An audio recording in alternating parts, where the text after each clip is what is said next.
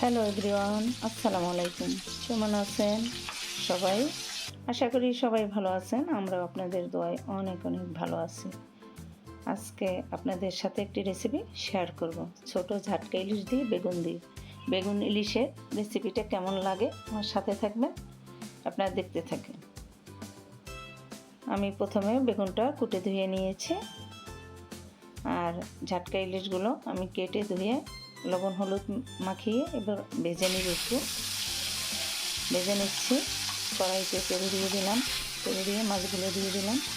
আমি মাছগুলো উল্টিয়ে পাল্টিয়ে ভালোভাবে ভেজে নেব, লাল লাল করে। এভাবে সুন্দর করে মাছগুলো ভেজে নিয়ে আমি সবজিটা বসিয়ে দেব। আমার মাছগুলো ভাজা হয়ে গেছে, লাল লাল করে এভাবে ভেজে নিয়েছি। ওই তেলে আমি বেগুনটা একটু ভেজে নিচ্ছি। হালকা করে বেগুনটা আমি ভেজে নিব। হালকা করে বেগুনটা ভেজে নিয়ে আমি বসিয়ে দেব। বেগুনটা একটু হালকা করে না ভাজলে, বেগুনটা বেশি ভাজা হলে বেগুনটা গলে যাবে মাছের সাথে, এই জন্য আমি একটু হালকা করে ভেজে নেব। বেগুনটা এভাবে হালকা করে ভেজে নিচ্ছে। হালকা করে ভেজে নিয়ে আমি বেগুনের সবজিটা আমি বসিয়ে দেব। আমি কড়াইতে তেল দিয়ে দিলাম। তেলটা গরম হলে আমি পেঁয়াজ কুচি দিয়ে দিব।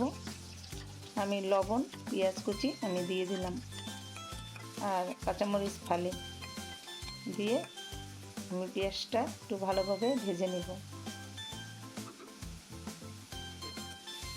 পেঁয়াজগুলো ভালোভাবে একটু হালকা করে ভেজে নিব, হালকা লাল লাল করে একটু ভেজে নিব। ভেজে নিয়ে বাকি মশলাগুলো আমি দিয়ে দেব। আমি এখানে আদা রসুন বাটা দিয়ে দিলাম। দিয়ে আদা রসুনের যাতে ভালোভাবে ভাজা হয় আমি সেভাবে পেঁয়াজের সাথে একটু ভেজে নিচ্ছি। পেঁয়াজের সাথে ভেজে নিয়ে আমি হলুদের গুঁড়া, মরিচের গুঁড়া, ধনিয়ার গুঁড়া আমি দিয়ে একটু তেলের সাথে একটু ভেজে নিলাম।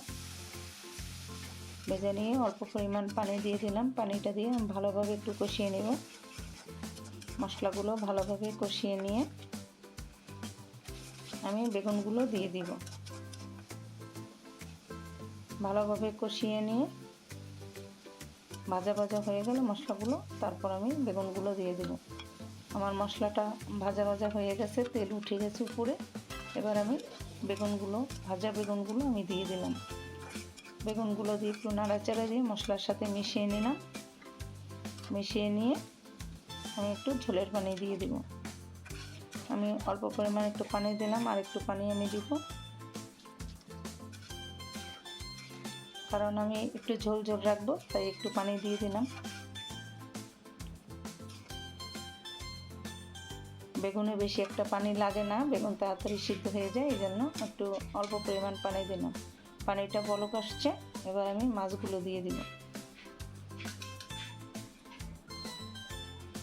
এবার আমি মাছগুলো দিয়ে দিলাম। মাছগুলো দিয়ে আমি সবজির পরিমাণ কম নিয়েছি, তাই মাছের পরিমাণও কম নিয়েছি। আমি 3টা ঝাটকা ছোট ইলিশ দিয়ে আমি একটা বেগুন দিয়ে রান্না করতেছি। এখন আমি একটু ঢেকে রাখবো যাতে মশলাগুলো মাছের সাথে ভালোভাবে মিশে যায়। ঢাকনাটা উঠিয়ে নিলাম।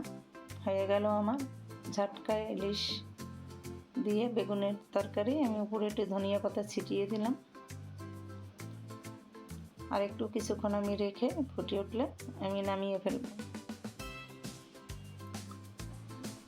আমার ভিডিওটি আপনারা প্রথম থেকে শেষ পর্যন্ত একটু দেখে নেবেন, একটি লাইক দিয়ে দেখা শুরু করবেন। আজকে দেখেন কত সুন্দর হয়েছে আমার ঝাটকা ইলিশ বেগুন দিয়ে রান্নাটা, অনেক দারুণ হয়েছে। এভাবে রান্না করলে একটু ঝোল ঝোল করে, এখন গরম পড়ে গেছে, একটু ঝোলের তরকারি ভালো লাগবে। আমার বাসায় কেউ ঝোলের তরকারি খেতে চায় না, তাই আমি একটু খাই ঝোলের তরকারি, এই জন্য আজকে রান্না করে নিলাম। এখন দেখি খেয়ে কেমন লাগে, কেমন হলো আজকে বেগুন আর ঝাটকা ইলিশের তরকারি। আমি খেয়ে দেখব।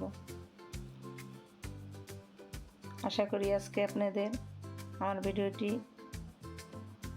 ভালো লাগবে। আপনাদের কেমন লেগেছে আমার ভিডিওটি আপনারা কমেন্টের মাধ্যমে জানাবেন। আমার ভিডিওটি যদি আপনাদের কোনো অংশ ভালো লেগে থাকে লাইক কমেন্ট শেয়ার করবেন। আমার চ্যানেলটি সাবস্ক্রাইব করে আমার পাশে থাকবেন। আপনাদের অনেক অনেক ধন্যবাদ।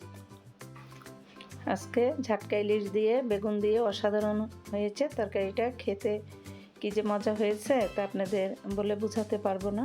অনেক ভালো হয়েছে। আপনারা এভাবে গরমের দিনে রান্না করে খেতে পারেন। আল্লাহ হাফেজ।